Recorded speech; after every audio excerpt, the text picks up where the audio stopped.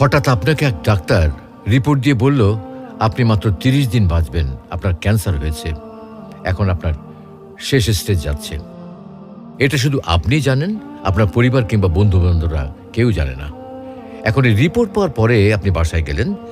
প্রতিদিনের মতো আজকেও আপনার বাবা আপনাকে বকাঝকা শুরু করলো, তোকে দিয়ে কিচ্ছু হবে না, সারাদিন কোথায় থাকিস তুই, অকাজের ছেলে, ইত্যাদি ইত্যাদি। এই মধ্যবিত্তের বাবার যেমন হয় আর কি।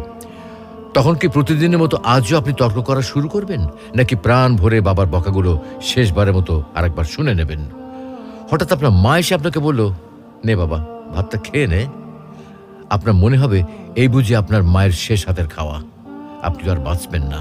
আপনি পরম তৃপ্তি নিয়ে খাবেন এবং আপনার কাছে মনে হবে এটা আপনার শ্রেষ্ঠ খাবার, যদিও ডাল ভাত হোক না কেন। আপনি বের হলেন, পুরনো এক বন্ধুর সাথে দেখা, আপনি যাকে মোটেও সহ্য করতে পারেন না, সবসময় তার সাথে কথা কাটাকাটি হয়, আজকেও সে আপনাকে কিছু কথা শুনিয়েও দিল।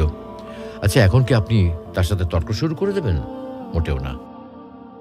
আপনি হয়তো তাকে জড়িয়ে ধরবেন এবং বলবেন, দোস্ত ভালো থাকিস। আচ্ছা জানেন, আমরা এখন মৃত্যুর কথা ভাবতেই চাই না, এ থেকে আমরা পালিয়ে বেড়াতে চাই। কিন্তু যদি আপনি ভাবেন যে আজই আপনার শেষ দিন, তাহলে দেখবেন সবকিছুই আপনার কাছে ভালো লাগছে। তাই ইগো ছেড়ে দিন, ইনশাল্লাহ আপনার মন ভালো হয়ে যাবে।